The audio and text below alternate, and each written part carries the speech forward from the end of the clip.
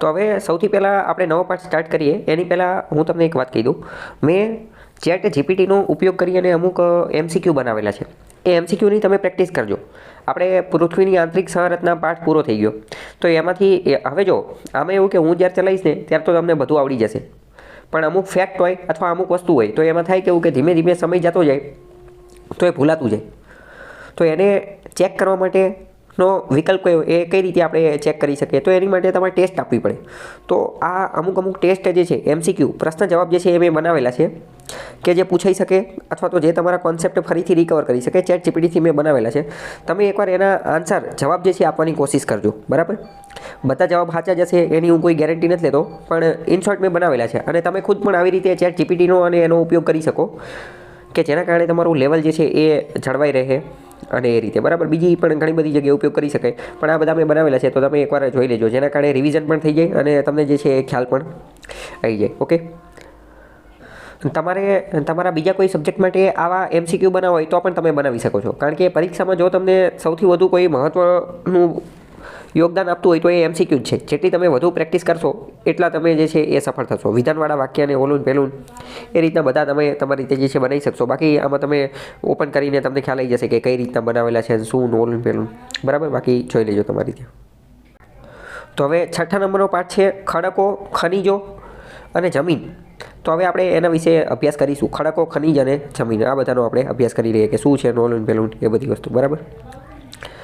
તો સૌથી પહેલાં વાત કરીએ કે પૃથ્વીની ભૂસપાટી. ભૂસપાટી એટલે તમે શું સમજો? ચલો કહેવો તો. ગમે ત્યારે ભૂસપાટી આવે એટલે સમજવાનું કે પૃથ્વી ઉપર આવેલી બધી વસ્તુ જે છે એ પૃથ્વીની જમીન ઉપર જે આવેલું છે એ બધું, નદી, પર્વત, તળાવ, ઉચ્ચ પ્રદેશ, મેદાન, આ બધી વસ્તુ. પહેલી વસ્તુ. બીજી વસ્તુ, ગમે ત્યારે ભૂસપાટી શબ્દ આવે તો વિચાર લેવાનું કે ભૂસપાટી એટલે કે લિથોસ્ફિયરની વાત કરે છે, એટલે કે મૃદાવરણની વાત કરે છે. લિથોસ્ફિયર અને મૃદાવરણ અને ભૂકવચ આ બધા એક જ વસ્તુના અલગ અલગ નામ છે. તો આ બધા કીવર્ડ તમારા મગજની અંદર આવી જવા જોઈએ. તો ભૂસપાટી ઉપર ઘન અને પ્રવાહી પદાર્થના વિશાળ આવરણો આવેલા છે.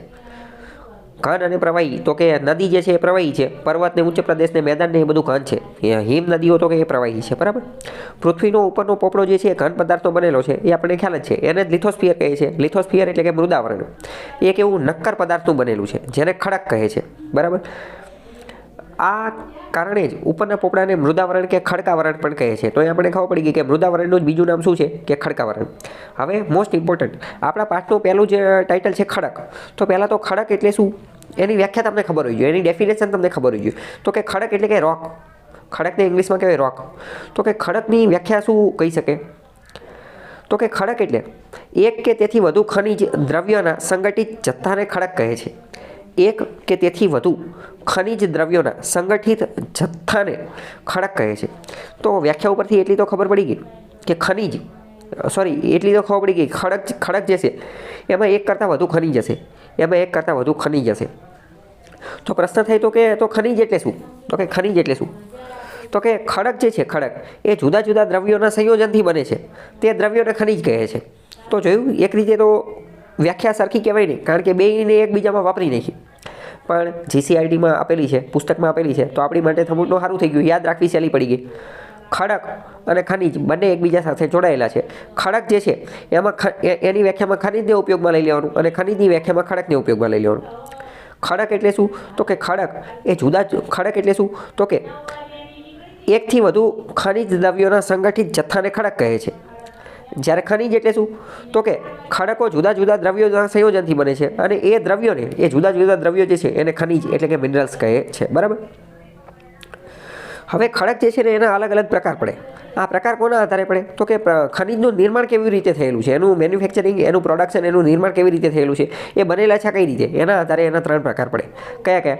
એક તો આગ્નેય ખડક. આગ્નેય ખડકને ઇંગ્લિશમાં કહેવાય ઇગ્નિશિયસ રોક્સ. આગ્નેય ખડકનું બીજું નામ છે અગ્નિકૃત ખડક. નામ ઉપરથી ખબર પડે કે એનો લેવા દેવા અગ્નિ સાથે હશે. બીજા નંબરનું છે પ્રસ્તર ખડક. ત્રીજા નંબરનું છે રૂપાંતરિત ખડક. રૂપાંતરિત ખડકને કહેવાય મેટામોર્ફિક રોક્સ. બરાબર? બધાને આપણે ડિટેલમાં જોઈ લઈએ. બરાબર? પ્રસ્તર ખડકને કહેવાય સ્ટ્રેટિફાઈડ. બરાબર? હવે બધા આપણે જોઈએ ડિટેલમાં શું છે ઓલું પેલું. સૌથી પહેલાં આપણે વાત કરીએ કે અગ્નિકૃત ખડકો ઇગ્નિશિયસ રોક્સ. તો નામ ઉપરથી જ ખબર પડે છે કે અગ્નિ જેવા હશે. અગ્નિ જેવા હશે. તો ક્યારે બનેલા હતા? તો આપણે બહુ પહેલાં જ વાત થઈ ગઈ છે કે પૃથ્વી જે છે ને એ પહેલાં ગરમ ધગધગતો ગોળો હતી. પૃથ્વી પહેલાં ગરમ ધગધગતો ગોળો હતી, પછી ઘણો બધો વરસાદ પડ્યો એટલે કે પૃથ્વીનું ઉપરનું પડ જે છે એ ઠરી ગયું, પરંતુ અંદર તો હજી ધગધગતો ગોળો જ છે. અંદર જે છે અંદર તો હજી ધગધગતો ગોળો જ છે. તો પૃથ્વીનું પેટાળ તો હજી ગરમ જ છે. પૃથ્વીનું પેટાળ જે છે એ હજી ગરમ છે. તો પૃથ્વીનું પેટાળ ગરમ હોવાથી તેનું લાલચોળ તત્વ જે મેગ્મા જે છે, મેગ્મા એ વિવિધ રૂપે ઠરવાથી બનતા ખડકોને આગ્નેય ખડકો તરીકે ઓળખવામાં આવે છે. એટલે કે ઇન શોર્ટ પૃથ્વીનું જે પેટાળ જે છે એ ગરમ છે અને એમાંથી જે અલગ અલગ મેગ્માને તત્વોને બધું નીકળે અને એના કારણે જે ખડકો બન્યા એને કહેવાય આગ્નેય ખડકો. એવું પણ કહી શકાય કે વોલ્કેનિક એક્ટિવિટીના કારણે એ લાવાને બધું બહાર નીકળે અને એના કારણે જે ખડકો બને એને પણ આગ્નેય ખડકો કહેવાય. તો ઇન શોર્ટ સૌ પ્રથમ આ ખડકોની જ ઉત્પત્તિ થઈ હતી. સૌ પ્રથમ આ ખડકોની જ ઉત્પત્તિ થઈ હતી એટલે આને પ્રાઇમરી રોક્સ, પ્રાથમિક ખડકો પણ કહે છે. ખ્યાલ આવ્યો? ફરીથી કહું, પૃથ્વીના પેટાળમાં જે લાવા રહેલો છે, મેગ્મા રહેલો છે, લાવા નો કહેવાય, લાવા તો બહાર આવે તો પછી એને લાવા કહેવાય.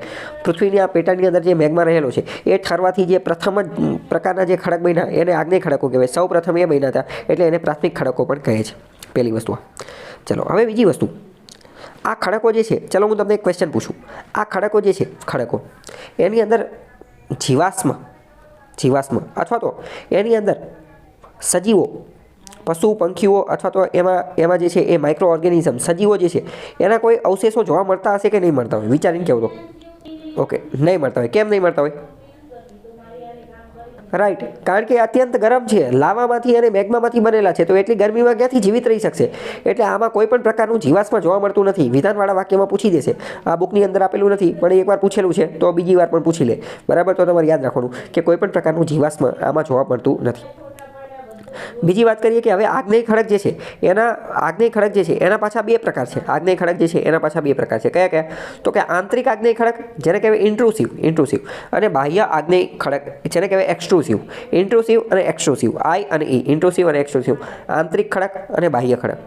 આંતરિક ખડક જે છે એના પાછા બીજા બે પ્રકાર છે. અંતસ્થ પાતાલીય કે જેને પ્લુટોનિક કહેવામાં આવે છે, અને બીજું છે મધ્યસ્થ કે જેને હાઇપલબાઇસાલ કહેવામાં આવે છે. બરાબર? તો અંતસ્થ અને મધ્યસ્થ બે પ્રકારના છે. હવે આપણે સમજીએ કે શું છે અને એ બધી વસ્તુ. બરાબર? આકૃતિ આપેલી છે, તો આકૃતિમાં આગ્નેય ખડકોના સ્વરૂપો, આગ્નેય ખડક એક રીતે કેવી રીતે બને છે એ પણ અહીંયા આપેલું છે. મેગ્મા જે છે, મેગ્મા પૃથ્વીના પેટાળની અંદર જે મેગ્મા રહેલો છે, તો એ મેગ્મા ધીમે ધીમે બહાર નીકળે. બરાબર? અને જે ખડકોની રચના થાય એને જ આગ્નેય ખડકો, ઇગ્નિશિયસ રોક્સ કહે છે. અગ્નિમાંથી જે બને. અગ્નિ એટલે અહીંયા કઈ? તો કે મેગ્મા એટલે કે અગ્નિ. બરાબર? ચલો હવે આપણે અહીંયા જે જોયું કે ભાઈ આંતરિક આગ્નેય ખડક, તો આંતરિક આગ્નેય ખડકનો મતલબ શું? આ આંતરિક એટલે કે અંદરની અંદર જ પૃથ્વીના પેટાળમાં જ બની ગયા છે. પૃથ્વીના પેટાળમાં અંદરની અંદર જ બની ગયા છે એટલે એને આંતરિક ખડક કહેવાય. બાહ્ય આગ્નેય ખડકનો મતલબ શું? એ બહાર બનેલા છે. એટલે તો જો શું લખ્યું? જ્વાળામુખી, વોલ્કેનિક. જ્વાળામુખી, કારણ કે જ્વાળામુખી ફાટશે ત્યારે તો બધું બહાર આવશે ને. જ્વાળામુખી ફાટશે ત્યારે તો બધું બહાર આવશે. તો એને જ આપણે જોઈ શકીશું. આંતરિક ખડકો હશે ઇન્ટ્રુસિવ, અંદરની અંદર બની ગયા છે, એને તો આપણે જોઈ જ નહીં શકીએ. જો જ્વાળામુખીથી બનેલા હશે તો એ બહાર બનેલા છે, તો એ બાહ્ય બની જશે. બરાબર? આંતરિક અંદરની અંદર બનેલા છે. હવે અંદરની અંદર એ કેવા હોય? તો કે અંદર પાતાળમાં બન્યા હોય. પૃથ્વીના એકદમ કોરની અંદર, આપણે ક્રસ્ટ, મેન્ટલ અને કોર સમજી ગયા છીએ, તો એકદમ કોરમાં બન્યા હોય તો અંતસ્થ. પાતાળની અંદર બનેલા હોય પ્લુટોનિક હોય, અથવા તો પાતાળમાં નહીં, થોડાક મધ્યમાં બન્યા હોય તો એને મધ્યસ્થ કહેવાય. તો ઇન શોર્ટ આ જગ્યાના આધારે આ નામ પડેલા છે. ખ્યાલ આવ્યો કે નહીં? જગ્યાના આધારે આ નામ પડેલા છે. ઓકે, જો નીચે આપેલું છે કે મેગ્મા, આખો મેગ્મા જે છે, પૃથ્વીની અંદરનો મેગ્મા આપણને બતાવેલો છે. તો જો એકદમ અંદર બને તો એને અંતસ્થ કહેવાય. બરાબર? અંતસ્થ આપેલા છે. એની ઉપર થોડું બને તો એને મધ્યસ્થ કહેવાય. એને શું કહેવાય? મધ્યસ્થ કહેવાય. અને એકદમ બહાર જ્વાળામુખીના કારણે બને તો એને બાહ્ય અથવા જ્વાળામુખી ખડક કહેવાય છે. જ્વાળામુખી અગ્નિકૃત ખડક. ઓકે, ખ્યાલ આવ્યો કે ન આવ્યો? હવે બીજી વાત કરીએ. આની અંદર જે છે એ સીલ, લોપોલિથ, ડાઇક અને લેકોલિથ આવી રચના પણ જોવા મળતી હોય છે. પ્રશ્ન પૂછાઈ જશે, સીલ, લોપોલિથ, ડાઇક અને લેકોલિથ આ કોની સાથે જોડાયેલું છે? તો આ બધી વસ્તુ જે છે એ અગ્નિકૃત ખડકો સાથે જોડાયેલી આકૃતિઓ છે, ભૂ આકૃતિઓ છે. જમીન ઉપર અલગ અલગ પ્રકારની આકૃતિ જોવા મળતી હોય. જેમ કે આપણે નદી જોવી તો જોઈને ખબર પડી જાય. જેમ કે ત્રિકોણ છે તો જોઈને ખબર પડી જાય. ચોરસ છે, લંબચોરસ છે તો જોઈને ખબર પડી જાય. તો મતલબ કે આ બધાનો એક ચોક્કસ આકાર છે, ચોક્કસ આકૃતિ છે. પર્વત જોઈને ખબર પડી જાય કે આ ઊંચો હોય તો પર્વત કહેવાય, નીચો હોય તો ડુંગર કહેવાય. બરાબર? મેદાન કોને કહેવાય તો એ આપણને ખબર પડી જાય. તો એવી જ રીતે આવી વસ્તુ આપણે જોઈ ન હોય પણ આવું હોય, અમુક આકાર, અમુક આકૃતિ આપણને જોવા મળે તો એને સીલ કહેવાય, લોપોલિથ કહેવાય, ડાઇક કહેવાય અને લેકોલિથ કહેવાય.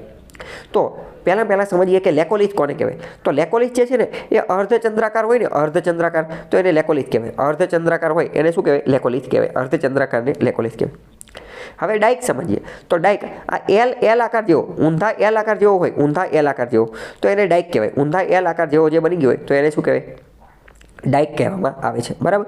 અને સીલ અને લેપોલિથ જે છે, સીલ અને લેપોલિથ એ આ છત્રી જેવો જે હોય, છત્રી જેવો, તો એને સીલ અને લેપોલિથ કહેવામાં આવે છે. ઓકે, ખ્યાલ આવ્યો કે નહીં? બરાબર. ચલો, હવે પહેલાં આપણે સમજીએ કે અંતસ્થ આગ્નેય ખડકો, અંતસ્થ અગ્નિકૃત ખડકો. અંતસ્થ એટલે કે અંદરને અંદર જ બની ગયા છે. બરાબર. પૃથ્વીની અંદરને અંદર જ તે અગ્નિકૃત ખડકો જે છે એમાં મેગ્મા ઠંડો પડવાથી બની જાય છે.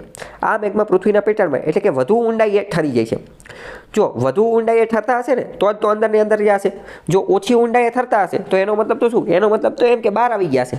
પણ બહાર આવતા નથી. બહાર આવે તો એ વોલ્કેનિક રોક્સ બની જાય, જ્વાળામુખીય ખડક બની ગયા. તો અંદરની અંદર જ એટલે કે વધુ ઊંડાઈએ ઠરે છે. તો વધુ ઊંડાઈ કીવર્ડ યાદ રાખવાનો, વિધાનવાળા વાક્યમાં પૂછાઈ જશે. બીજી વસ્તુ, વધુ ઊંડાઈએ ગરમીનું પ્રમાણ વધુ હોવાથી મેગ્મા ધીરે ધીરે ઠરે છે. એટલે આ જે ખડકો જે છે આ ખડકોની અંદર મોટા કદના સ્ફટિક જોવા મળે છે. મોટા કદના સ્ફટિક જોવા મળે છે.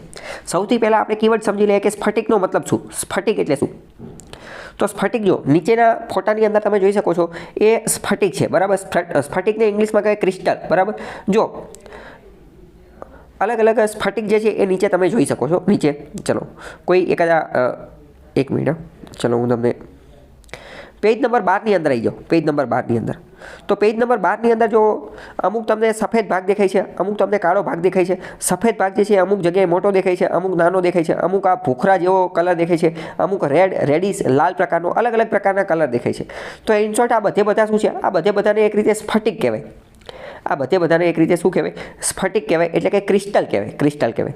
બરાબર. હવે અહીંયા આપણે ધ્યાનપૂર્વક જોઈએ. બરાબર. તો આ બરોબર વચ્ચે જે દેખાય સફેદ, તો એ બહુ મોટો સ્ફટિક છે. એ બહુ મોટો સ્ફટિક છે. જ્યારે એની બાજુમાં એક નાનો છે, એની બાજુમાં એક નાનો વ્હાઇટ છે, તો એ નાનો સ્ફટિક કહેવાય. તો સ્ફટિક, ક્રિસ્ટલ ખબર પડી કે નહીં? મોટો સ્ફટિક અને નાનો સ્ફટિક ખબર પડી કે નહીં? તો સ્ફટિક કીવર્ડ ગમે ત્યારે આવે તો ખબર પડે કે નહીં? જો નીચે પણ જુઓ, નીચે પણ અમુક સ્ફટિક જે છે આપેલા છે. બરાબર. એક આખો બહુ મોટો પથ્થર છે, રોક છે, એની અંદર નાના અને મોટા પ્રકારના સ્ફટિક જોવા મળે છે. તો એને જે છે સ્ફટિક કહેવાય. બરાબર. જો એની નીચે બીજો પણ સ્ફટિક જે છે એ દર્શાવેલો છે, ક્રિસ્ટલ જે છે એ દર્શાવેલું છે. ઓકે. તો સ્ફટિક પહેલાં મગજમાં ઉતરું કે નહીં? તો હવે ગમે ત્યારે સ્ફટિક શબ્દ આવે તો તમારે વિચાર લેવાનું કે આ કોની વાત કરે છે. બરાબર. તો જેમ જેમ એ આ અગ્નિકૃત ખડક છે, આગ્નેય ખડક છે, ઇગ્નિશિયસ રોક છે, તો એ જેમ જેમ ઠરતો જશે ને એમ એ પદાર્થ બનતો જશે અને એમ એના સ્ફટિક જે છે એ રચાતા જશે. જેમ જેમ ઠરતો જશે એમ એના સ્ફટિક રચાતા જશે. તો હવે આ પૃથ્વીના ઊંડાણમાં બને છે, ભૂગર્ભમાં બને છે, અંતસ્થ અગ્નિકૃત ખડક છે. તો એમાં વધુ ઊંડાઈમાં ગરમીનું પ્રમાણ વધુ હોવાથી, જ્યાં ગરમી વધુ હોવાથી, ચલો હવે તમે વિચારો.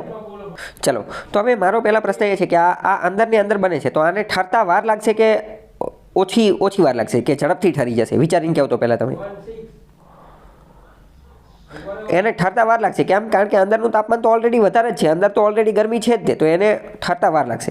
તો ઠરતા વાર લાગશે એટલે શું થશે? એટલે સ્ફટિકો મોટા કદના બનશે. આ વાક્ય હવે તમે સમજી શક્યા કે ન સમજી શક્યા? મોટા કદના સ્ફટિકો શા માટે બનશે?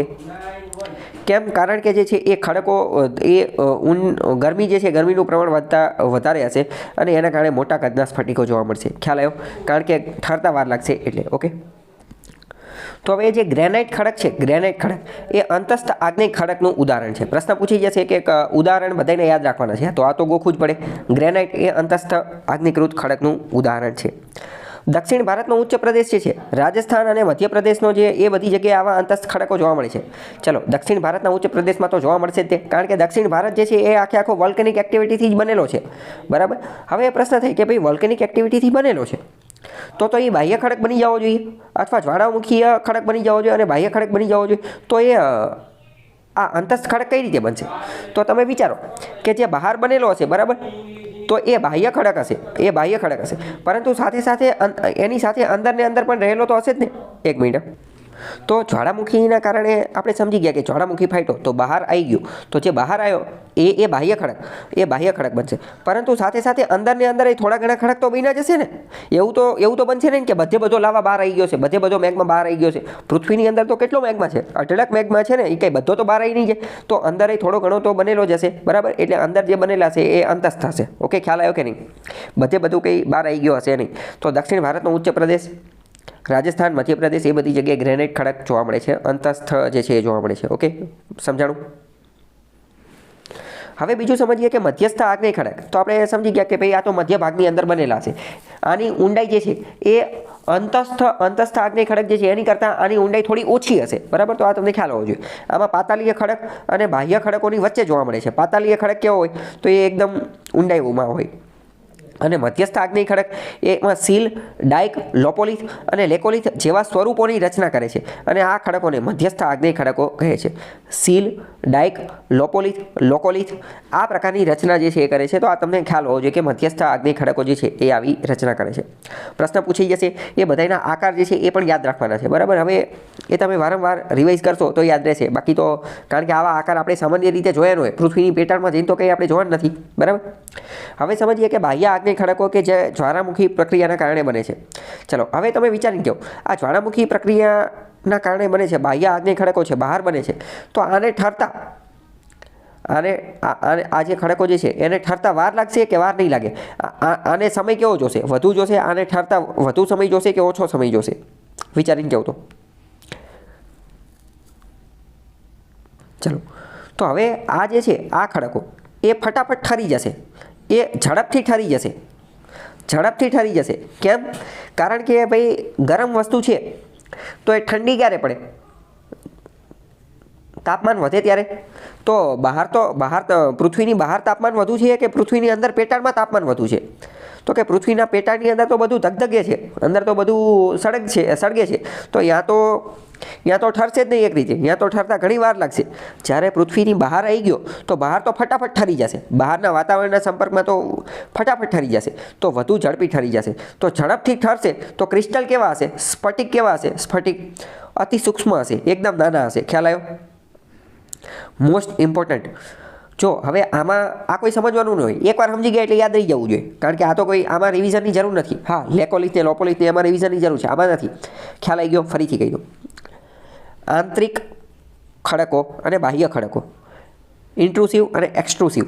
એમાં સ્ફટિકો નાના કેમાં હશે અને મોટા કેમાં હશે? તો મોટા સ્ફટિકો કેમાં હશે? તો કે મોટા સ્ફટિકો હશે આંતરિકની અંદર. જ્યારે બાહ્યની અંદર વોલ્કેનિકવાળા જે છે એમાં સ્ફટિકો અતિ સૂક્ષ્મ હશે. કેમ? કારણ કે ફટાફટ ઠરી જશે એટલે, બરાબર. તો ઠરવાની પ્રક્રિયા તમને ખ્યાલ હોવી જોઈએ. બેસાલ્ટ ખડક જે છે, બેસાલ્ટ ખડક એ આનું ઉદાહરણ છે. દક્ષિણ અને પશ્ચિમ ગુજરાતમાંથી મળી શકે છે.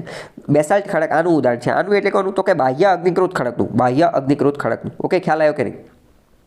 અગ્નિકૃત ખડકમાં કંઈ ડાઉટ હોય તો પૂછી લો. અહીંયા આપેલું છે, ઝડપી ઠંડક.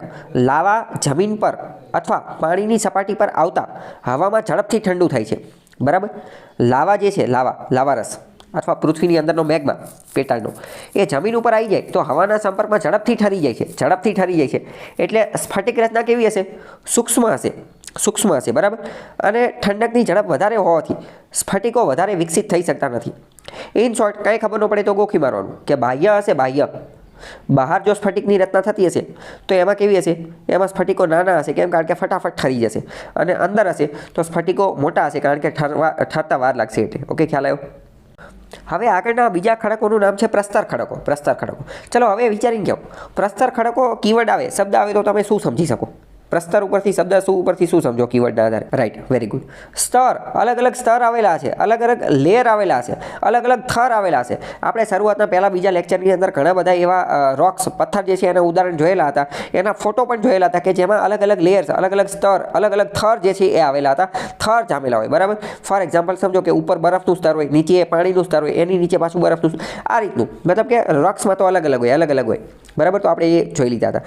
તો એવા જ ખડકો જે છે એને જ પ્રસ્તર ખડક કહેવાય. સમજાણું કે ન સમજાણું? હવે સમજીએ કે હકીકતમાં પૃથ્વીમાં જો કોઈ ખડક બન્યા હોય તો એ પહેલાં પ્રાથમિક ખડકો જ બન્યા છે. પ્રાઇમરી રોક્સ, અગ્નિકૃત ખડક જે છે ને એ જ બન્યા છે. બીજે બધા અગ્નિકૃતમાંથી જ બન્યા છે.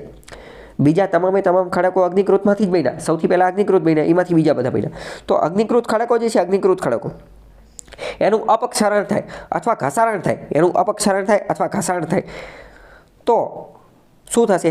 જે ખડકો તૂટતા જશે અને આ ખડકો તૂટશે તો તૂટીને એનું ધોવાણ થશે, એ ધોવાણ થશે, બરાબર. તો એ ધોવાણ થશે, ધોવાણ થઈ અને ક્યાંક ને ક્યાંક તો એનું નિક્ષેપણ થશે ને, પાણીના માધ્યમથી એ ક્યાંક ને ક્યાંક તો એનું નિક્ષેપણ થશે. તો ધીમે ધીમે નિક્ષેપણ થતું જ જશે તો તેના સ્તર રચાતા જશે. એક સ્તર, એની ઉપર બીજું સ્તર, એની ઉપર ત્રીજું સ્તર, અને કાળક્રમે આમાંથી એક નવા પ્રકારના ખડકોની રચના થશે. એટલે એને પ્રસ્તર ખડકો કહે છે. આને નિક્ષેપકૃત ખડકો પણ કહે છે, નિક્ષેપકૃત ખડકો પણ કહે છે. મોસ્ટ ઇમ્પોર્ટન્ટ, આગળ પણ આની જરૂર પડશે ત્યારે હું ડિટેલમાં સમજાવીશ, પણ અત્યારે તમે બધા કીવર્ડ સમજી લો. પહેલું તો ઘસારણ એટલે તમને ખબર હોવી જોઈએ. ઘસારણ એટલે શું? તો કે ઘસારો થવો. એના કારણે વસ્તુ ખડકો જે છે એ વધશે કે ઓછા થશે? તો કે ઓછા થશે. ઘસારો થતો જશે તો ઘટતા જશે, બરાબર. ઘસારો એટલે ખબર હોવી જોઈએ. ઘસારણ. અપક્ષારણ એટલે ખબર હોવી જોઈએ. તો કે એમાં પણ ઘસાતા જશે એટલે ઘટતા જશે. અને બીજું નિક્ષેપણ. નિક્ષેપણનો મતલબ શું? કે નિક્ષેપ થવો, કોઈ એક જગ્યાએ બધી વસ્તુ એકઠા થવી, કોઈ એક જગ્યાએ બધી વસ્તુ ભેગા થવી. તો નદીના જળ દ્વારા, નદી જે છે એ ઘણા બધા પર્વતો, ઘણા બધા ખડકોનું ધોવાણ કરતી હોય, નિક્ષેપણ કરતી હોય, ઘસારણ કરતી હોય. તો આ ઘસારણ કરી અને બધો જે કામ, બધી માટી, કચરો જે છે એ લાવી અને કોઈ એક જગ્યાએ ભેગો કરે, તો જ્યાં ભેગો કરે એને કે શું કહેવાય? એને નિક્ષેપ કહેવાય, એને નિક્ષેપણ કહેવાય, બરાબર. તો જ્યાં નિક્ષેપણ કરશે ત્યાં આવા થર ઉપર થર, સ્તર ઉપર સ્તર, લેયર્સ ઉપર લેયર્સ જોવા મળશે. તો એને પ્રસ્તર ખડક કહેવામાં આવે. અને એટલે જ પ્રસ્તર ખડકનું બીજું નામ છે નિક્ષેપકૃત ખડક. નિક્ષેપકૃત ખડક. ખ્યાલ આવ્યો કે ન આવ્યો? નિક્ષેપકૃત ખડક એને શા માટે કહે છે? સમજાણું કે ન સમજાણું? હવે જો આ જે પ્રસ્તર ખડકો જે છે એમાં અમુક વાર માઇક્રો ઓર્ગેનિઝમ જોવા મળશે. જીવાશ્મ જે છે એ જોવા મળશે. કેમ જોવા મળશે? કારણ કે આમાં તો હવે એટલો બધો લાવા છે નહીં. ઓલામાં તો લાવા હતું, બધું હળગી જાય તાત્કાલિક. પણ આ તો હવે થર લાગવાથી બને છે, બરાબર. તો એવું બની શકે કે એક થર લાગ્યું, એની ઉપર એકાદો સજીવ ફસાઈ ગયો અને મરી ગયો, અને ઉપર બીજું થર લાગ્યું. તો સજીવ તો અહીંયા એમ જ રહેશે, કાંઈ ડાયરેક્ટ એ હળગી જશે નહીં. પ્રસ્તર ખડકોની રચનામાં રાસાયણિક દ્રવ્યો અને સેન્દ્રિય દ્રવ્યો જોવા મળે છે. સેન્દ્રિય દ્રવ્યો એનો મતલબ એક રીતે જીવાશ્મ થઈ શકે. સેન્દ્રિયનો મતલબ એવો થાય કે જેની અંદર જીવ રહેલો છે. સેન્દ્રિય ખાતર. સેન્દ્રિય ખાતર એટલે કેવું? તો કે જે કુદરતી ખાતર છે એ. કુદરતી ખાતર એટલે કેવું? તો કે જે વનસ્પતિજન્ય કચરામાંથી, પ્રાણીઓના જે પ્રાણીજન્ય, ટૂંકમાં સજીવ, જેમાં જીવ રહેલો હોય એની અંદરથી બનેલું હોય, તો એ સેન્દ્રિય દ્રવ્યો અને રાસાયણિક દ્રવ્યો જોવા મળે છે.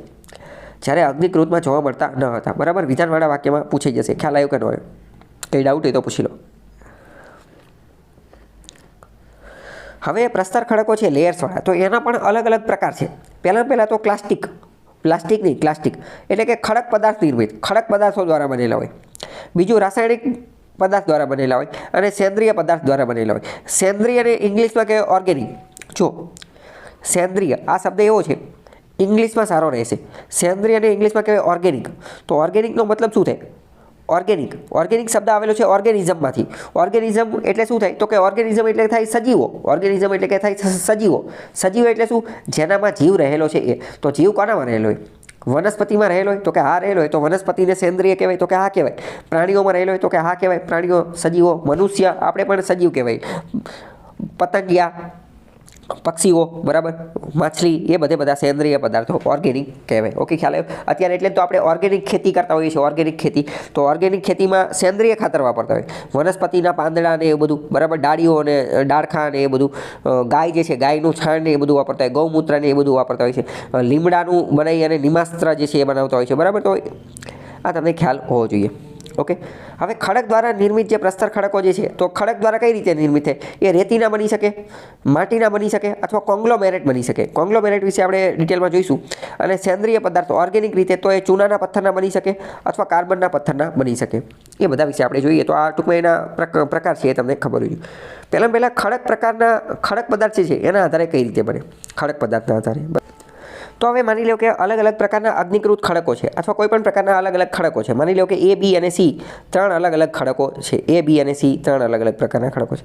હવે આની ઉપરથી માની લો કે નદી અથવા હિમનદી અથવા પવન એનું ઘસારણ કરે છે, એનું ધીમે ધીમે ઘસારણ કરે છે. તો ત્રણેય અલગ અલગ ખડકોનું ઘસારણ કરી અને શું કરશે? નદી માની લો કે ત્રણેયનું ઘસારણ કરે તો કોઈ એકાદી જગ્યાએ એનું નિક્ષેપણ કરશે, એકાદી જગ્યાએ બધું ભેગું કરશે. તો ભેગું કરીને શું કરશે? અહીંયા એ બધા ત્રણ ખડકો જે છે એ ધીમે ધીમે પથરાઈ જશે. તો ત્રણેય ખડકો જે છે એના સ્તર ઊભા થશે. તો આવા જે ખડક હોય, ખડક નિર્મિત પદાર્થો, એને કોંગ્લોમેરેટ કહેવાય. કોંગ્લોમેરેટ શબ્દ અત્યંત મહત્વનો છે. કોંગ્લોમેરેટ એટલે કે અલગ અલગ. કોંગ્લોમેરેટ શબ્દ વારંવાર આવશે, જ્યાં ત્યાં આવશે. ચલો, પહેલાં તો પ્રશ્ન એ પૂછી જશે કે ભાઈ કોંગ્લોમેરેટ એ કયા ખડકનો પ્રકાર છે? તો એ કયો છે? પ્રસ્તર, કે જેની ઉપર અલગ અલગ થર હોય, અલગ અલગ સ્તર હોય. એ નીચે ફોટો આપેલો છે, એની ઉપરથી ખ્યાલ આવી જાય કે ભાઈ કોંગ્લોમેરેટ એટલે શું. તો કોંગ્લોમેરેટ ઇંગ્લિશની અંદર પણ વપરાય અને બીજી ઘણી બધી જગ્યાએ વપરાય. તમે ખાલી એનો મતલબ સમજી લો એટલે ખ્યાલ આવી જાય. કોંગ્લોમેરેટ એટલે કે એવી વસ્તુ કે જ્યારે અલગ અલગ પ્રકારના લોકો, અલગ અલગ પ્રકારની વસ્તુ, અલગ અલગ પ્રકારની પ્રોડક્ટ અથવા અલગ અલગ પ્રકારના ખનિજો બધા ભેગા થઈ અને એક ખનિજ બની જાય ને, એ બધાને એક સાથે ભેગા કરવામાં આવે. અલગ અલગ પ્રકારના ખનિજો, અલગ અલગ ગુણધર્મ ધરાવતા ખનિજો, અલગ અલગ પ્રકારના લોકો, અલગ અલગ પ્રકારના ગુણધર્મ ધરાવતી વસ્તુઓ એ બધાને ભેગી કરવામાં આવે તો એને કોંગ્લોમેરેટ કહેવાય. કોંગ્લોમેરેટ એક રીતે જોઈએ તો પૃથ્વી જે છે ને, પૃથ્વી એ એક રીતે સજીવોનું બનેલું કોંગ્લોમેરેટ છે. કેમ? કારણ કે પૃથ્વી ઉપર કેટલા સજીવો જોવા મળે છે? તો કે અઢળક સજીવો જોવા મળે છે. કેટલી પ્રજાતિ જોવા મળે છે? તો કે અઢળક પ્રજાતિ જોવા મળે છે. તમને ખ્યાલ હશે કે ભાઈ મનુષ્ય જોવા મળે છે, મનુષ્યમાં પણ સ્ત્રી અને પુરુષ જોવા મળે, બાળકો જોવા મળે, વૃદ્ધો જોવા મળે. વનસ્પતિ જોવા મળે, વનસ્પતિની કેટલી પ્રજાતિ છે? તો અઢળક પ્રજાતિ છે. પ્રાણીઓની કેટલી પ્રજાતિ છે? પક્ષીઓની કેટલી પ્રજાતિ છે? અરે એ બધું છોડો, રોજે નવી નવી પ્રજાતિઓ શોધાતી રહી છે. તમને ખ્યાલ છે કે રોજ વનસ્પતિની, પ્રાણીઓની, પશુ પંખીઓની, સરીસૃપોની, રેપ્ટાઇલ્સની ને બધાની નવી નવી પ્રજાતિ શોધાતી રહેતી હોય છે. તો આ બધી અલગ અલગ છે. તો એક રીતે પૃથ્વી ખુદ એ સજીવોનો બનેલો કોંગ્લોમેરેટ છે. કોંગ્લોમેરેટ શબ્દ સમજાણો કે ન સમજાણો? આ બધા ફોટાઓની અંદર તમે જુઓ કે આ અલગ અલગ પ્રકારના, આ એક કાળો પથ્થર છે, એક સફેદ પથ્થર છે, લાલ જેવો પથ્થર છે. એ બધા અલગ અલગ પથ્થર તો ભેગા થઈ અને આખી વસ્તુ બનેલી છે. તો આને આપણે શું કહી શકીએ? આને આપણે કોંગ્લોમેરેટ કહી શકીએ. કોંગ્લોમેરેટ શબ્દ ખ્યાલ આવ્યો કે ન આવ્યો? ઓકે, ચલો. હવે પ્રસ્તર ખડકની અંદર જોઈએ કે રાસાયણિક પદાર્થો દ્વારા બનેલો પ્રસ્તર ખડક, રાસાયણિક પ્રક્રિયાથી થયેલો. તો ખડકમાં ઘણી બધી વાર કેવું હોય કે રાસાયણિક પદાર્થો વહેતા જળમાં દ્રાવણ સ્વરૂપે ઓગળી જાય છે. અને આ જે દ્રાવણ સ્વરૂપે એ ઓગળી જાય, બરાબર? અમુક રાસાયણિક પદાર્થો હોય તો એ દ્રાવણ સ્વરૂપે ઓગળી જાય. પછી શું થશે? કોઈ પણ વસ્તુ ઓગળી અને વહી જાય. આમાં મેં તમને હમણાં જ સમજાવ્યું કે કેવું હોય કે કોઈ પણ વસ્તુ જે છે એનું ઘસારો થશે, પણ પછી એ ક્યાંક ને ક્યાંક નિક્ષેપ તો થશે ને. ઘસારો થયો પછી ક્યાંક ને ક્યાંક જે નીકળતું તો થશે, બધું ક્યાંક ને ક્યાંક જે ભેગું તો થશે. તો રાસાયણિક પદાર્થો વહી અને ઓગળી જાય અને પછી કોઈ એકાદી જગ્યાએ નિક્ષેપણ થાય. તો એ જે જગ્યાએ નિક્ષેપણ થશે ત્યાં આ પ્રકારના રાસાયણિક ખડકોનું નિર્માણ થશે. તો આ રાસાયણિક ખડકોને પ્રસ્તર ખડકો કહે છે. એનું ઉદાહરણ છે ચિરોડી અને મીઠું. ચિરોડી અને મીઠું, બરાબર? ચિરોડી એટલે શું? તો કે ચિરોડી એટલે જીપ્સમ. ચિરોડી એટલે શું? તો કે જીપ્સમ, બરાબર? સમજાણું? હવે સમજીએ કે સેન્દ્રિય પદાર્થો નિર્મિત પ્રસ્તર ખડકો. તો એવા પ્રસ્તર ખડકો કે જે સેન્દ્રિય પદાર્થથી બને છે. સેન્દ્રિય પદાર્થ એટલે શું? તો કે ઓર્ગેનિક એટલે શું? શબ્દ આવેલો છે ઓર્ગેનિઝમ ઉપરથી, સજીવ ઉપરથી. જેની અંદર જીવ હોય એ બધા જીવાવશેષો, વનસ્પતિના અવશેષો, પ્રાણીના અવશેષો, આ બધાને ભેગા કરી નાખો. એ બધા અવશેષો જમા થવાથી કાળક્રમે ધીમે ધીમે એમાંથી ખડકો બની જાય છે અને એ ખડકોને સેન્દ્રિય પદાર્થો નિર્મિત ખડકો કહે છે. આનું ઉદાહરણ છે ચૂનાના બનેલા ખડકો, કાર્બનના બનેલા ખડકો. કાર્બન પહેલાં તો દરેક સજીવની અંદર, દરેક મનુષ્યની અંદર કાર્બન રહેલો છે. ચલો, એ તો ખબર પડી ગઈ કે તો સજીવોનું વિઘટન થશે, વનસ્પતિનું વિઘટન થશે તો એમાંથી કાર્બન છૂટો પડશે. ચૂનાનું શું? તો મેં તમને સમજાવેલું હતું કે દરિયાની અંદર ઘણા બધા જે સજીવો આવેલા છે, ખાસ કરીને તો કોરલ રીફ્સ. તો કોરલ રીફ્સ જે છે એક રીતે પ્રાણીઓ છે, ઓર્ગેનિઝમ છે. કોરલ રીફ શું છે? કોરલ શું છે? તો કોરલ એક પ્રાણી છે. અને એ ચૂનાનું બનેલું છે, ચૂનાનું પથ્થરનું બનેલું પાણી છે, બરાબર? તો સમુદ્રની અંદર જે છે એ ચૂનાના પથ્થર વધુ જોવા મળતા હોય છે. એટલે સમુદ્રની અંદર આ ચૂનો અને સમુદ્રના સજીવોની અંદર ચૂનો જે છે એ પણ જોવા મળતું હોય છે, કેલ્શિયમ કાર્બોનેટ. તો સેન્દ્રિય પદાર્થો નિર્મિત જે પ્રસ્તર ખડકો બનશે એ કેવા હશે? ચૂના અને કાર્બનના બનેલા હશે. જો ચૂનાયુક્ત ખડકો તૂટવાથી તે નદીઓ દ્વારા આવા ચૂનાળુ પથ્થરો દ્રવ્ય સ્વરૂપે સમુદ્રમાં ઠલવાય છે અને આ જ દ્રવ્યનો ઉપયોગ કરી અને પરવાળા જેવા સૂક્ષ્મજીવો પોતાના ખોરાકમાં ઉપયોગ કરે છે. તો મેં તમને કીધું ને, પરવાળા એટલે શું? પરવાળા એટલે જ કોરલ રીફ. તો કોરલ રીફ જે છે એ આ જ ચૂનાના પથ્થરને ખાઈ જતા હોય છે, બરાબર? અને સમુદ્રની અંદર આવા ચૂનાના ખડકો, કેલ્શિયમ કાર્બોનેટના ખડકો રચાતા હોય છે. એક રીતે કોરલ રીફ જે છે એ ખુદ પણ એક બહુ મોટો ખડક છે. ઓકે, ખ્યાલ આવ્યો કે નહીં? સમજાણું? કંઈ ડાઉટ હોય તો પૂછો. ચલો, જેમ કે વનસ્પતિના અવશેષો દટાઈ જવાથી, એની ઉપર દબાણ લાગવાથી અને આંતરિક ગરમીથી લાંબા ગાળાની અસરથી ખડકોનું નિર્માણ કહે છે, જેને કાર્બનયુક્ત ખનિજ કહે છે. ખનિજ કોલસો એનું સૌથી મોટું ઉદાહરણ છે. તો આપણે શું જોયું કે આ જે જીવાશ્મવાળા ખનિજો છે, જીવાશ્મવાળા એટલે કે ઓર્ગેનિકવાળા જે ખનિજો, બરાબર, ઓર્ગેનિક, એનું નામ આપણે આપેલું છે સેન્દ્રિય ખનિજ. તો કે સેન્દ્રિય ખનિજના બે પ્રકાર જોયા. કયા?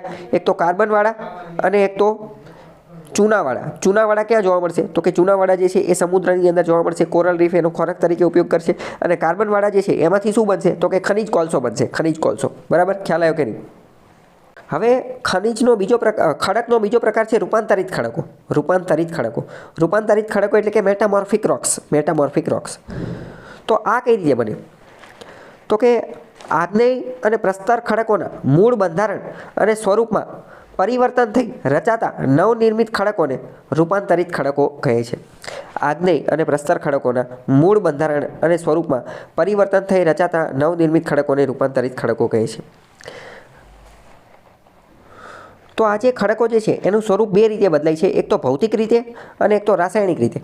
ભૌતિક એટલે આપણે એને ટચ કરી શકીએ, એનો આકાર બદલાઈ જાય તો આપણે એવું કહી શકીએ કે એનું ભૌતિક રીતે સ્વરૂપ બદલાઈ ગયું. અને રાસાયણિક રીતે એટલે કે એવું કે એનું બંધારણ બદલાઈ ગયું, એની અંદરનું સ્ટ્રક્ચર બદલાઈ ગયું, એની અંદરનું બંધારણ બદલાઈ ગયું. માની લો કે NaCl એક ખડક છે, NaCl એટલે કે મીઠું, એ ખડક છે. હવે માની લો કે એમાંથી Na નીકળી જાય અને Ca આવી જાય તો આ શું થયું? એનું આખું બંધારણ બદલાઈ ગયું ને. Na એટલે સોડિયમ નીકળી ગયો અને Ca કેલ્શિયમ આવી ગયો, તો રાસાયણિક રૂપાંતરણ કહેવાય. પરંતુ ભૌતિક એટલે શું? માની લો કે પહેલાં ચોરસ ખડક હતો, એમાંથી ત્રિકોણ બની ગયો, તો ભૌતિક દેખાવમાં ફેરફાર થઈ ગયો. ઓકે, તો ભૌતિક ફેરફાર અને રાસાયણિક ફેરફાર, મેટામોર્ફિક રૂપાંતરણ, બે રીતે જે છે એ જોવા મળતું હોય છે. પ્રવાહી મેગ્માના સ્પર્શથી તેની આસપાસના સ્થાનિક ખડકોમાં પરિવર્તન થાય છે, તો એને કોન્ટેક્ટ મેટામોર્ફિક જે છે એ કહેવામાં આવે. તાપમાન અને દબાણના પરિણામે પણ ખૂબ વ્યાપક વિસ્તારોમાં ખડકો પોતાનું બંધારણ બદલી નાખે છે, તો એને પણ જે છે એ મેટામોર્ફિક ખડકો કહે છે, રિજિયોનલ મેટામોર્ફિઝમ કહે છે. આરસ પહાણ અને ક્વાર્ટ્સ જે છે એ એના ઉદાહરણ છે. પ્રશ્ન પૂછાઈ જશે, આરસ પહાણ અને ક્વાર્ટ્સ એ કયા ખનિજો છે, એ કયા પ્રકારના ખડક છે? તો એ કેવા છે? તો કે મેટામોર્ફિક એટલે કે રૂપાંતરિત ખડકો છે. રૂપાંતરિત છેલ્લા પ્રકારના, બરાબર, ખ્યાલ આવ્યો કે નહીં? તો રોક સાયકલ એટલે કે પથ્થર જે છે અથવા ખડક જે છે, ખડક એનું એક ચક્ર રહેલું છે. આપણે જોયું કે ખડકોના કેટલા પ્રકાર છે? તો કે 3 પ્રકાર છે. એક તો ઇગ્નિશિયસ રોક એટલે કે અગ્નિકૃત ખડકો. પછી કયા હતા? તો કે સેડિમેન્ટરી રોક્સ એટલે કે પ્રસ્તર ખડકો. પ્રસ્તર ખડકોને સેડિમેન્ટરી કહેવાય. સેડિમેન્ટ, ધીમે ધીમે સેડિમેન્ટ ભેગા થતા હોય એ. અને ત્રીજા નંબરના કયા હતા? તો કે ત્રીજા નંબરના હતા મેટામોર્ફિક રોક્સ એટલે કે રૂપાંતરિત ખડકો. ઓકે, પહેલાં તો ત્રણેયના નામ ખબર હોવી જોઈએ. ફરીથી કહી દઉં, ઇગ્નિશિયસ રોક્સ અગ્નિકૃત ખડકો, બીજા સેડિમેન્ટરી રોક્સ કે જે આપેલું હતું પ્રસ્તર ખડકો, બરાબર, પ્રસ્તર ખડકો એટલે એ સેડિમેન્ટરી રોક્સ છે. અને ત્રીજા કયા? તો કે ત્રીજા મેટામોર્ફિક રોક્સ એટલે કે રૂપાંતરિત ખડકો, બરાબર. ચલો, હવે ત્રણેયના નામ આપેલા છે. એક સૌથી પહેલાં ઇગ્નિશિયસ રોકથી ચાલુ થાય, પછી સેડિમેન્ટરી રોક્સ આવે અને પછી મેટામોર્ફિક રોક આવે. આ બધામાંથી ખડક હકીકતમાં સૌથી પહેલાં કયા બને? સૌથી જૂના કયા છે? કહી શકશો? સૌથી જૂના જે છે એ અગ્નિકૃત છે, બરાબર. સૌથી જૂના અગ્નિકૃત છે. હકીકતમાં અગ્નિકૃત એક જ ખડક છે. આ બીજા બધા તો એમાંથી બને છે. પહેલાં બને અગ્નિકૃત, બીજા બધા બને જ છે એમાંથી, બરાબર. આ અગ્નિકૃત સૌથી જૂના છે, સૌથી પહેલાં બને છે, અને એટલે જ એને પ્રાઇમરી રોક્સ, પ્રાથમિક ખડકો કહે છે, બરાબર. હવે આ જે અગ્નિકૃત ખડકો એનું વેધરિંગ થશે અને ઇરોઝન થશે, એનું ખવાણ થશે. પહેલાં શું થશે? એનું ખવાણ થશે એટલે સેડિમેન્ટ બનશે, એટલે કે અલગ અલગ ટુકડા બનશે. અને એ કોઈ એક જગ્યાએ નિક્ષેપ થશે એટલે સેડિમેન્ટરી રોક્સ એટલે કે કયા બનશે? નિક્ષેપકૃત ખડકો બનશે. નિક્ષેપકૃત ખડકો જે છે એ બનશે, જેને આમાં નામ આપેલું છે પ્રસ્તર ખડકો. ખ્યાલ આવ્યો? આટલી વસ્તુ ખબર પડી કે ન પડી? તો અહીંયા આ તીર મારેલા છે, આ તીર સમજી શકો કે ન સમજી શકો? બરાબર. હવે માની લો કે આ જે સેડિમેન્ટરી રોક્સ એની ઉપર જ તે માની લો કે દબાણ કે તાપમાનની અંદર ફેરફાર થયો, કેમિકલ એક્ટિવિટી હતી, બરાબર. માની લો કે એના તાપમાન અને દબાણની અંદર ફેરફાર થઈ ગયો, તો એ મેટામોર્ફિક રોક બની જશે. શું બની જશે? મેટામોર્ફિક રોક એટલે કે રૂપાંતરિત ખડકો બની જશે. તો જો અહીંયા જોઈ શકીએ છીએ કે ઇગ્નિશિયસ રોક્સ અગ્નિકૃત ખડકો, એનું વેધરિંગ થશે, એ ખવાણ થશે એટલે એ સેડિમેન્ટરી રોક્સ બની જશે. પરંતુ હવે માની લો કે આ જે ઇગ્નિશિયસ રોક્સ છે ને, ઇગ્નિશિયસ રોક્સ એની ઉપર દબાણ અને તાપમાનમાં ફેરફાર થશે, તો એના બંધારણમાં ફેરફાર થઈ જશે, તો એ ડાયરેક્ટ મેટામોર્ફિક રોક બની જશે. તો એ ડાયરેક્ટ શું બનશે? મેટામોર્ફિક રોક. એક વસ્તુ તમે તમારો કોન્સેપ્ટ સમજવાનો, મેટામોર્ફિક રોક ક્યારે બને? મેટામોર્ફિક રોક ત્યારે જ બને જ્યારે તાપમાન અને દબાણમાં ફેરફાર થાય ત્યારે, ટેમ્પરેચર અને પ્રેશર, બરાબર? કેમ? કારણ કે આપણે જોયું ને કે એમાં બે રીતે ફેરફાર થવો જોઈએ, એક તો ભૌતિક ફેરફાર અને એક તો રાસાયણિક ફેરફાર. તો રાસાયણિક ફેરફાર તો અંદરનું બંધારણ બદલાય ત્યારે જ. અંદરનું બંધારણ ક્યારે બદલાય? તાપમાન અને દબાણના કારણે, બાકી બદલાય નહીં. ઓકે, તો અગ્નિકૃત ખડકો એનું જો ખવાણ થાય તો એ શું બને? સેડિમેન્ટરી રોક્સ બને. પરંતુ જો અગ્નિકૃત ખડકો જે છે, અગ્નિકૃત ખડકો એની ઉપર દબાણ અને તાપમાન લાગે તો એ શું બને? રૂપાંતરિત ખડકો બની જાય, મેટામોર્ફિક રોક બની જાય. ખ્યાલ આવ્યો કે ન આવ્યો? હવે માની લો કે સેડિમેન્ટરી રોક છે, સેડિમેન્ટરી પ્રસ્તર ખડકો છે. પ્રસ્તર ખડકોની ઉપર રીતે માની લો કે તાપમાન અને દબાણ લાગે તો શું બનશે? તો એ પાછા મેટામોર્ફિક રૂપાંતરિત ખડકો બની જશે. હવે માની લો કે રૂપાંતરિત ખડકો છે, રૂપાંતરિત ખડકોનું ધોવાણ થશે, વેધરિંગ થશે, ધોવાણ થશે અને એ કોઈ એક જગ્યાએ નિક્ષેપ પામશે તો કયા ખડકો બની જશે? પ્રસ્તર ખડકો, સેડિમેન્ટરી રોક્સ બની જશે. બરાબર?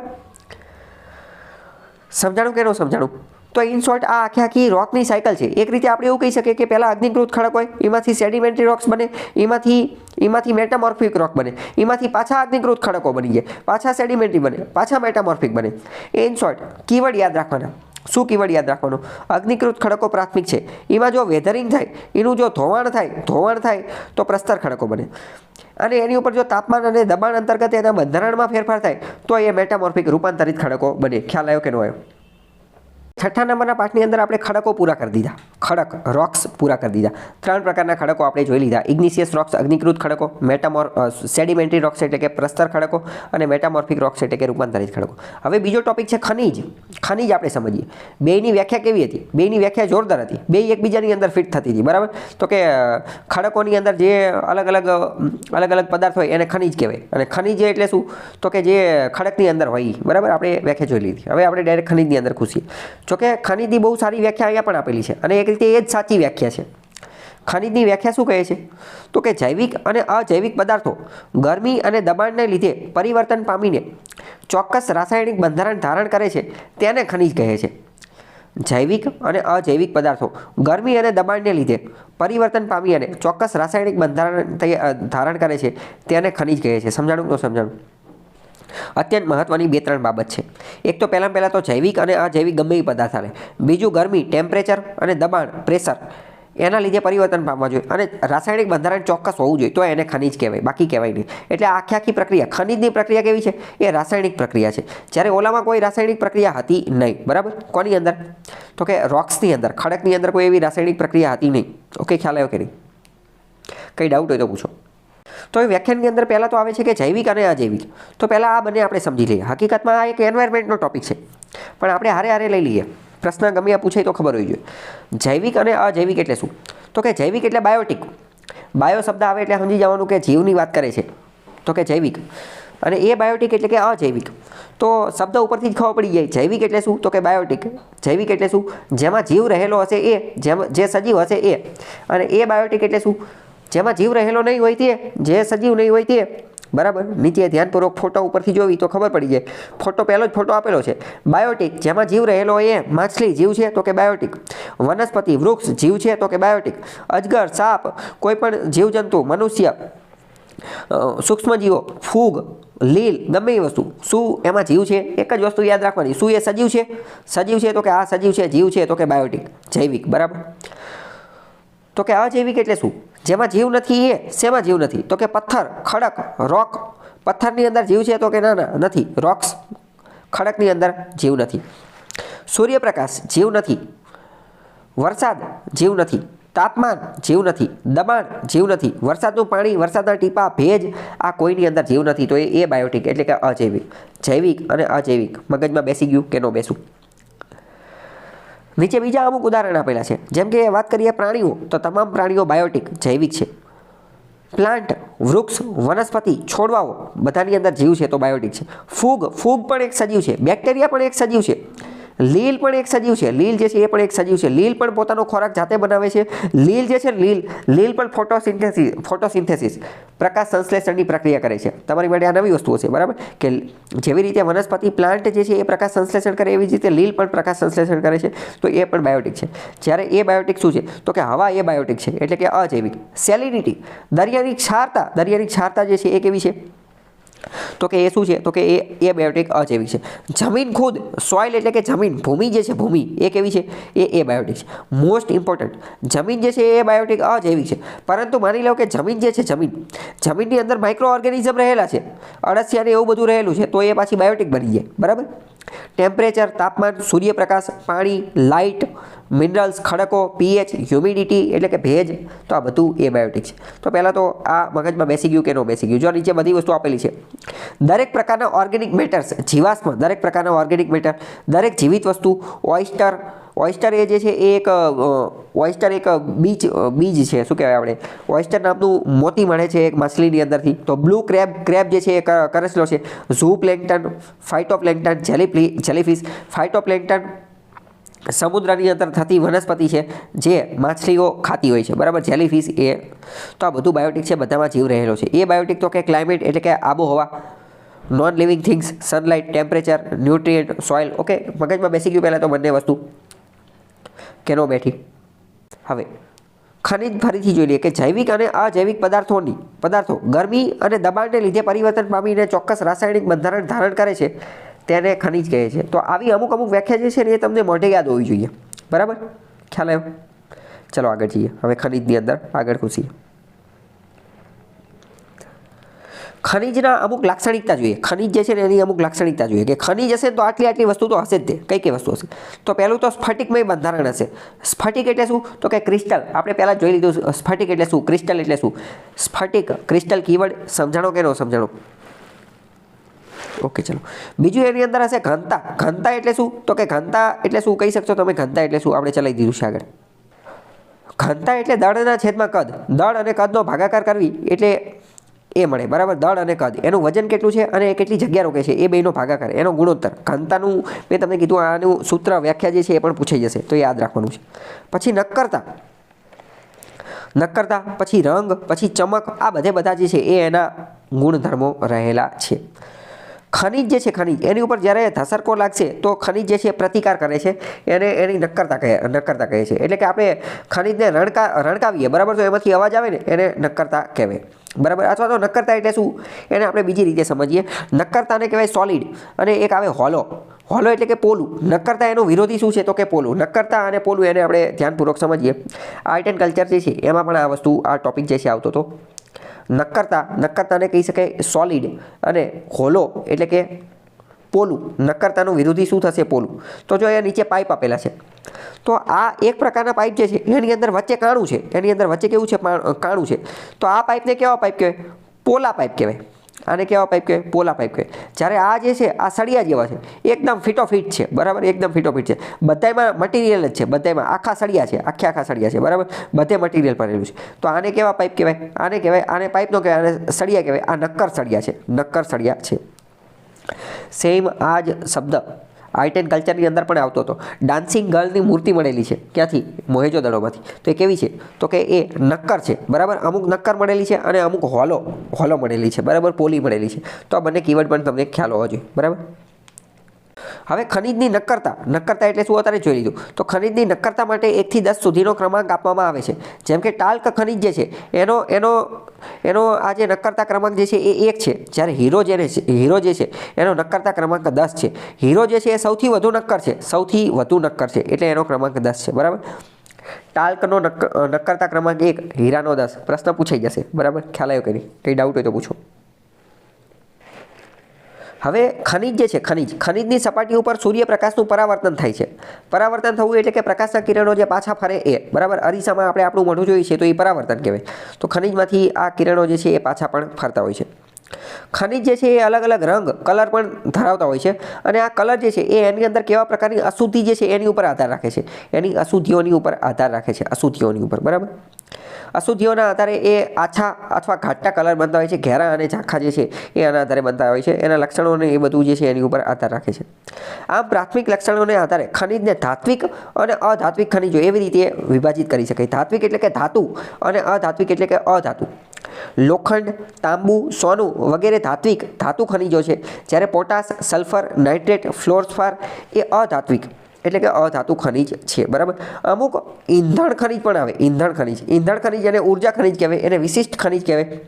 જેમ કે કોલસો અને ખનિજ તેલ એ એવા છે કે જે ધાતુ અને અધાતુ એકેયમાં નહીં આવે, પણ વિશિષ્ટ એટલે કે ઉર્જા ખનિજમાં આવશે. ખ્યાલ આવ્યો કે નહીં?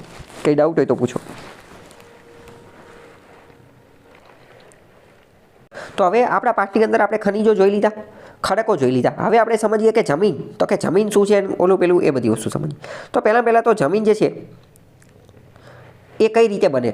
તો કે ખડકોની ખુલ્લી સપાટી ઉપર સૂર્યપ્રકાશ, તાપમાન, હિમ, વરસાદ વગેરે બળોને કારણે ખવાણ થતાં ખડકોનો ભૂક્કો બને છે. અને આ ખડકોના ભૂક્કાની અંદર એટલે કે આ ખડક કણોની અંદર જૈવિક દ્રવ્યો, જૈવિક શબ્દ સમજી ગયા, હવા, પાણી આ બધું ભળવાથી જે છે જમીન બને. ઇન શોર્ટ એવું કહે છે કે જમીન બને કઈ રીતે? તો અલગ અલગ જે કચરો હોય, માટી, કાંકરા, રેતી અને અલગ અલગ વસ્તુઓથી જે ખવાણ થયેલું હોય એ બધું ભેગું થાય, જૈવિક અને અજૈવિક. એટલે જમીન જે છે એ બધી હોય છે. બરાબર. નીચે જો જમીન નિર્માણની પ્રક્રિયા આપેલી છે, જેમ કે આબોહવાની અસરના કારણે ખડકોનું ખવાણ થાય એટલે ખનિજ દ્રવ્યો બને, અને આ ખનિજ દ્રવ્યોનું સંયોજન થાય એટલે જમીન બને.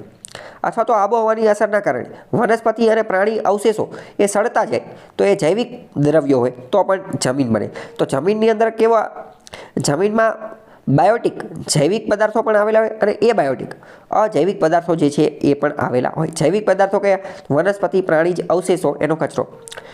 અજૈવિક પદાર્થો કયા? તો કે ખડકોનું ખવાણ થઈ અને જે એની ખડકોનું ખવાણ જે છે એ ભેગું થાય એ. ઓકે, ખ્યાલ આવ્યો કે ન હોય?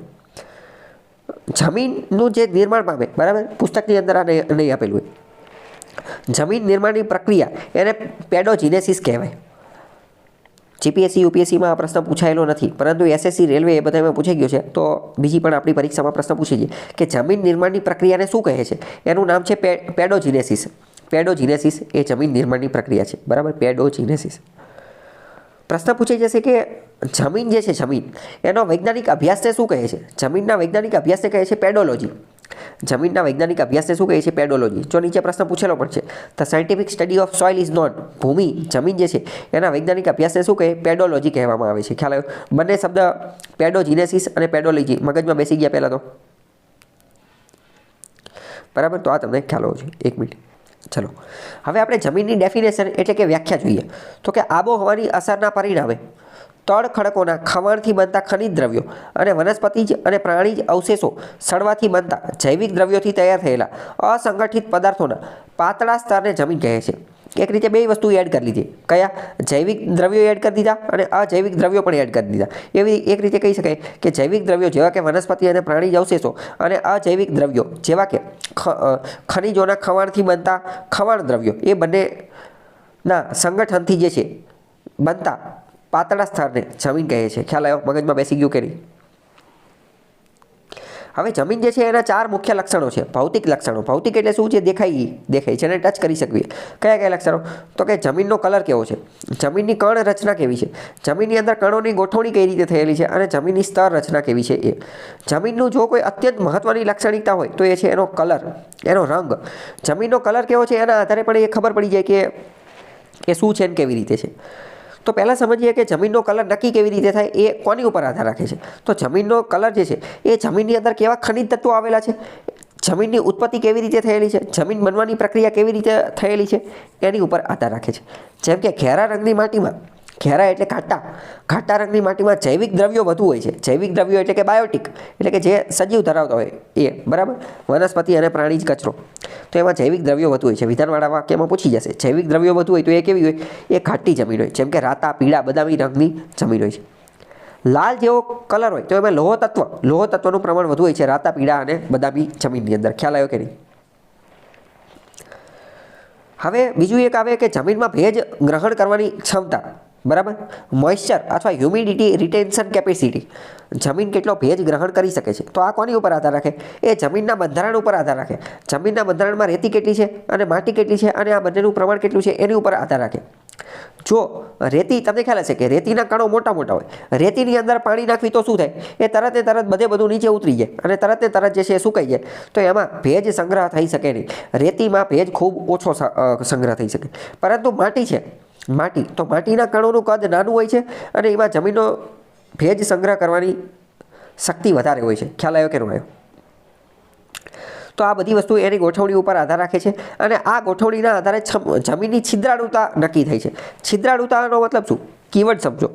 તો કે જમીનની અંદર કેટલા છિદ્ર આવેલા છે, કેટલા કાણા આવેલા છે. તો જમીનની અંદર પણ કાણા આવેલા જરૂરી છે. કેમ? કારણ કે જમીનની અંદર જે સજીવો રહેતા હોય એની અંદર જે બાયોટિક કમ્પોનન્ટ રહેલા હોય તો એને પણ શ્વસન તો કરવું પડે ને. એમાં પણ હવાની અવરજવર તો થવી પડે ને.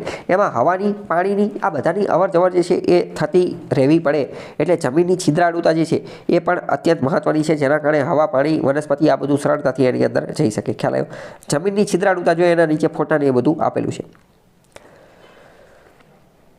હવે મોસ્ટ ઇમ્પોર્ટન્ટ, જમીન જે છે, જમીન એનું એક પાર્શ્વચિત્ર આવે. પાર્શ્વચિત્ર એટલે શું? માની લો કે જમીનનો એક ટુકડો જે છે એ કાપી લીધો. જમીનનો એક ટુકડો કાપી લીધો તો એની ઉપર ઊભો કાપ મૂકવામાં આવે. તો જમીનને ઉપરથી નીચે સુધી જોઈએ.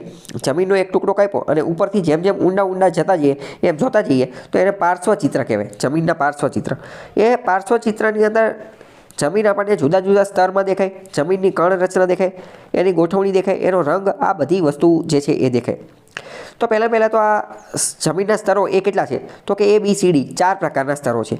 સૌથી ઉપરનું સ્તર જે છે એ A છે અને સૌથી નીચેનું સ્તર જે છે એ D છે. બરાબર. 62મા નંબરના પાનામાં જુઓ. બરાબર.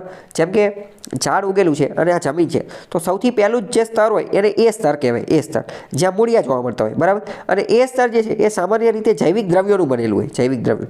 એની નીચે B સ્તર હોય, એની નીચે C સ્તર હોય અને એની નીચે D સ્તર હોય. B સ્તર હોય ને તો એમાં રેતી અને માટી હોય. A સ્તરમાં શું હોય? જૈવિક દ્રવ્યો. B સ્તરમાં શું હોય? રેતી અને માટી. C સ્તરમાં શું હોય? તો કે અપક્ષયિત નાના કાંકરા અને ખડકો ને એ બધું, કપચા ને એવું બધું હોય. અને D સ્તરની અંદર તળ ખડકો હોય. ઓકે, ખ્યાલ આવ્યો કે નહીં? ચલો, હવે આપણે જોઈએ કે આમાં શું લખેલું છે. ABCD હોય છે એ આપણે ઓલરેડી જોઈ લીધું. બરાબર. સૌથી ઉપર કયું હોય, સૌથી નીચે કયું હોય એ તમને ખબર હોય છે. એટલે આમ એક રીતે જોઈએ ને તો C અને D એક રીતે વાસ્તવિક જમીન કહી શકાય નહીં. કેમ? કારણ કે એમાં તો કચરા જેવી વસ્તુ જ આવેલી છે, બહુ ખાસ કંઈ છે નહીં. એટલે C અને D ને વાસ્તવિક જમીન ન કહેવાય. વાસ્તવિક જમીન તો ખાલી ઉપરની જે રહી A અને B એ. હવે જમીનના પ્રકારો, તો કે જમીનની નિર્માણ કઈ રીતે થાય છે એના આધારે એના પ્રકારો બને. જેમ કે સ્વસ્થાનીય જમીન અને સ્થળાંતરિત જમીન. સ્વસ્થાનીય જમીનનો મતલબ શું? એ જે જગ્યાએ જે જગ્યાએ બને છે, બરાબર, એ જ જગ્યાએ બને. જેમ કે ખડકોનું ખવાણ થાય, ખડકોનું ખવાણ થયું અને પછી જમીન બને તો એ જ સ્થાન ઉપર ટકી રહે, તો એને સ્વસ્થાનીય જમીન કહે છે. જેમ કે વન પ્રદેશની જમીન, માની લો કે જંગલ છે તો જંગલની અંદર ખવાણ થયું. કોનું ખવાણ થયું? તો કે વનસ્પતિ, પ્રાણીઓ, એ બધાનો કચરો નીચે પડ્યો તો એ કચરો સડતો જશે અને જમીન યાદ બનશે ને. એવું તો બનશે નહીં કે કચરો જે છે એ એમેઝોનના જંગલમાં પડ્યો અને જમીન જે છે એ બ્લેક ફોરેસ્ટની અંદર બનશે. એવું તો બનશે નહીં. જે જગ્યાએ કચરો બનશે ત્યાં તો સામાન્ય રીતે વન પ્રદેશમાં જે બને એ કેવી સ્વસ્થાનીય જમીન. એ જે જગ્યાએ કચરો પડે, જે જગ્યાએ ખવાણ થાય એ જગ્યાએ જમીન બને. જ્યારે બીજી કેવી હોય? તો બીજી હોય સ્થળાંતરિત જમીન. તો સ્થળાંતરિત જમીન એવી કે એનો કચરો ને એ બધું બીજી જગ્યાએ બને અને સ્થળાંતરિત થઈ અને એ જમીન બીજી જગ્યાએ બને. ફોર એક્ઝામ્પલ, નદી, હિમનદી, પવન, આ બધી વસ્તુના કારણે માની લો કે કોઈ ખવાણ થઈ ગયું હોય, કોઈ ધોવાણ થઈ ગયું હોય તો નદી શું કરશે? આ બધો કાંપ લઈ જાય, સ્થળાંતર કરી અને કોઈ બીજી જગ્યાએ એનું નિક્ષેપ કરશે. નિક્ષેપ કરશે તો જે જગ્યાએ નિક્ષેપ કરશે જમીન તો ત્યાં બનશે ને. તો આને કેવી કહેવાય? સ્થળાંતરિત જમીન. એક રીતે ગંગા, યમુના અને બ્રહ્મપુત્રા નદી દ્વારા બનાવેલું મેદાન. તો હકીકતમાં તો આ મેદાન જે છે એ ક્યાં બનેલું છે? તો કે એ તો નીચાણવાળા વિસ્તારમાં બનેલું છે. અને જ્યારે એ આ બધો કાંપ ક્યાંથી લાવે છે? એ તો ઉપરથી લાવે છે બધેથી. ખ્યાલ આવ્યો કે ન આવ્યો? ઓકે, માટી કણો ને સૂક્ષ્મ અને આ બધી વસ્તુ હોય છે. તો આમાં કંઈ ડાઉટ હોય તો પૂછો. તો હવે આપણે સ્વાધ્યાય જોઈ લઈએ કે સ્વાધ્યાય શું છે. સ્વાધ્યાય જોતાં પહેલાં MCQ જોઈ લઈએ કે ગ્રેનાઇટ જે છે, ગ્રેનાઇટ એ ખડક કયા પ્રકારના ખડકનું ઉદાહરણ છે? વિચારીને કહેવું તો રાઈટ. ગ્રેનાઇટ જે છે, ગ્રેનાઇટ એ અગ્નિકૃત, આજની ખડકનું ઉદાહરણ છે. આરસ પહાડ જે છે એ કયા ખડકનું ઉદાહરણ છે? આરસ પહાડ જે છે એ રૂપાંતરિત ખડકનું ઉદાહરણ છે. કેમ? કારણ કે આરસ પહાડ ઉપર જ્યારે ખૂબ મોટું દબાણ અને તાપમાનમાં ફેરફાર થાય, એના બંધારણમાં ફેરફાર થાય ત્યારે એ રૂપાંતરિત થાય છે. સૌથી નરમ ખનિજ કઈ છે? સૌથી નરમ ખનિજ કઈ છે? કહી શકશો?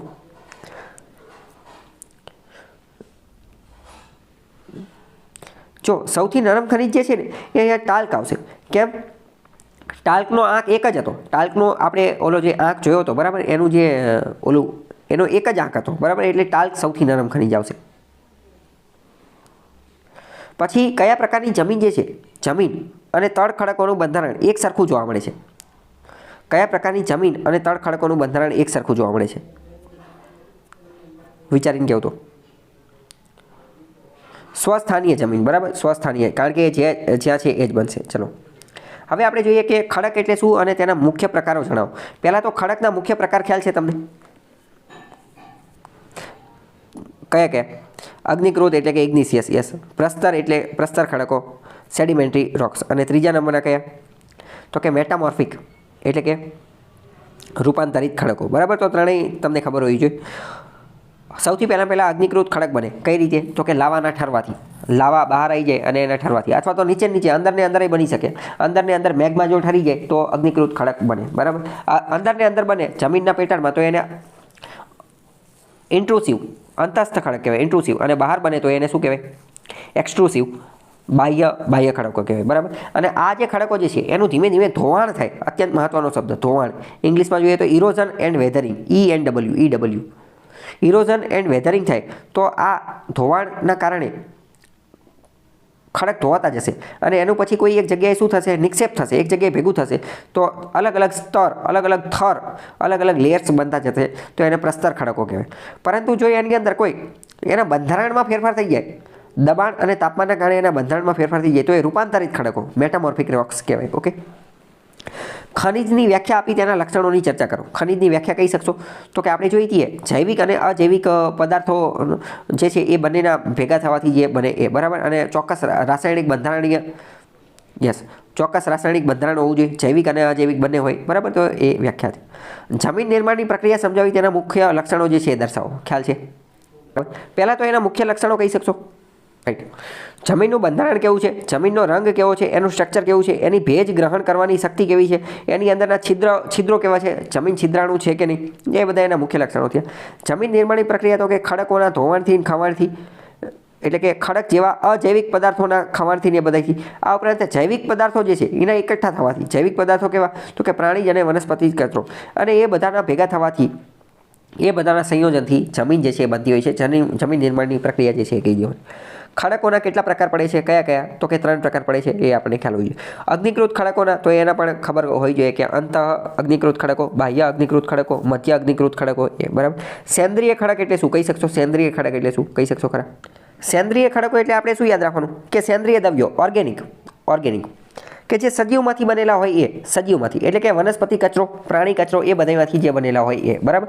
તો આના આપણે મુખ્ય 2 ભાગ જોયા હતા. એક તો ચૂનાવાળા, કેલ્શિયમવાળા પથ્થરો, અને બીજા કયા? તો કે કાર્બનવાળા પથ્થરો. કાર્બનમાંથી જે બને એ કયા? તો કાર્બનમાંથી જે બનતા હતા એ ક્રૂડ ઓઇલ, કોલસો, આ કાર્બનવાળા હતા. અને ચૂનાવાળા જે બનતા હતા તો એ કે કોરલ રીફ અને એ બધું એ દરિયામાં બનતા હતા, બરાબર. તો 2 ખડક આપણે જોયા હતા. જમીનની સ્તર રચનાના વિભાગો કયા છે? તો ABCD, એ તમને ખ્યાલ હોવી જોઈએ, બરાબર. મેગ્મા કોને કહેવાય? તો આપણે ઓલરેડી ડિસ્કસ કરી ચૂક્યા છીએ કે પૃથ્વીની અંદર જે ભૂગર્ભમાં પેટાળમાં જે આ નિફે જે છે, નિકલ ને ફેરસ ને એ બધું, તો એને મેગ્મા કહેવાય, જે ધગધગતો લાવા જેવું છે એ. મધ્યસ્થ આગ્નેય ખડકોનું ઉદાહરણ આપો, બરાબર. તો લેપોલિથ ને લેકોલિથ ને એ બધાનું ઉદાહરણ જે છે એ આપી દેવાનું. કયા જીવો ચૂનાળુ પ્રસ્તર ખડકોની રચના કરે છે? કહી શકશો? કયા જીવો એની રચના કરે છે? તો દરિયાઈ જીવો, જેવા કે કોરલ રીફ્સ, બરાબર. ખનિજના મુખ્ય પ્રકાર જે છે એ જણાવવાના. સ્વસ્થાનીય જમીન આપણે ઓલરેડી ડિસ્કસ કરી ચૂક્યા છીએ, બરાબર.